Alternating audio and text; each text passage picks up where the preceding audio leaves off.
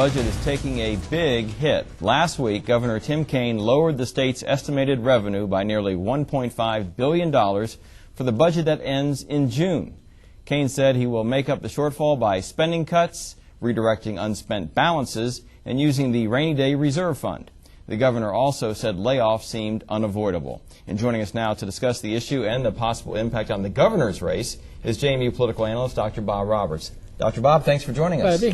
Now, this $1.5 billion, a lot of money, and we're going to get the answers soon, I think? Next Friday, probably. Not this Friday. Next Friday, he'll probably release his cuts. And what are your expectations for that? Right now, it seems like he's going to try to protect K through 12 education as much as possible, probably higher education, and then try to put the cuts on some other areas and use the rainy day fund. For example, prisons. I think he'll try again to get prisoners released early, close some prisons, or at least reduce prison staffs, but use that rainy day fund, which is about $575 million, to reduce cuts in other areas. Now, can he use all of that? If the legislature lets him. And I think that's the rub, because they can't really act on it until January.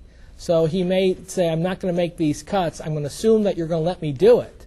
And the Republicans have already said they're not too happy about the idea of using that rainy day fund to balance out this year, because they want to have that money available for the next biennium. Why, instead of waiting for January for the legislature to decide whether they want to let him do it or not, he can make the decision before then? He can't use rainy day fund.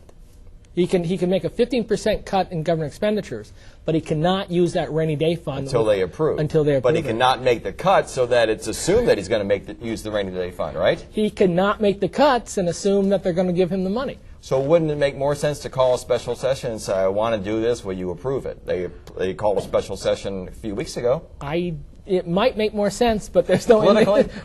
Politically, it's better to do it and hope they'll go for it in January? It makes it a good issue, because the Democrats want to run on education. They want to run on protecting education, and by saying I'm going to devote this money to protect education, it's a very, very good campaign issue. And it puts the Republicans in a difficult position, because if they say don't use the money, they're really saying cut K through 12 education substantially. And so that is going to be I think it's going to be probably, you give me the money in January and not make those cuts right now. So the way you're seeing this play out is he goes ahead and says, I want to use most or all of the rainy day fund to protect K through 12 education. So you're talking higher education. And higher education. You're talking a $1.5 billion shortfall. Right. So he covers a third of that with the rainy day fund. He covers about half, because you have $130 million set aside for just this. So you have 575 plus 130. That's about half your shortfall. Oh. So if you use the half, basically you cut from a 15% cut to a 7% cut, which is manageable.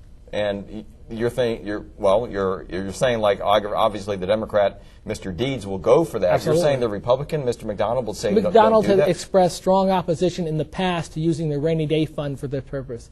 In other words, that they should have made the cuts. We had lots of money earlier in the decade. They shouldn't have spent so much. We mismanaged the economy, and therefore you should bite the bullet, make the cuts, versus using that rainy day fund that may need to last over the next couple of years.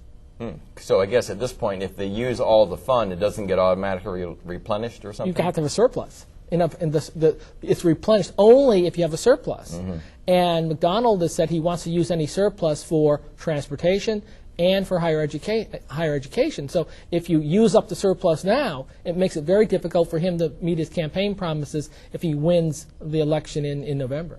So do you see the Republican then and this becoming the campaign It's going to be issue? If he does that, if he wants to use the rainy day fund, it becomes a major campaign issue. Okay. Because both sides are going to be arguing one way or the other whether it's a good idea to use it or not. And how does that play out? Any idea? Depends. If you're supporting education, you're going to be happy that he used the rainy day funds, because you're not going to cut K through 12 education. And particularly in Northern Virginia, that may play very well with those parents who don't want their class sizes going up, they don't want teachers laid off, etc. In more conservative areas of states, it may not play very well.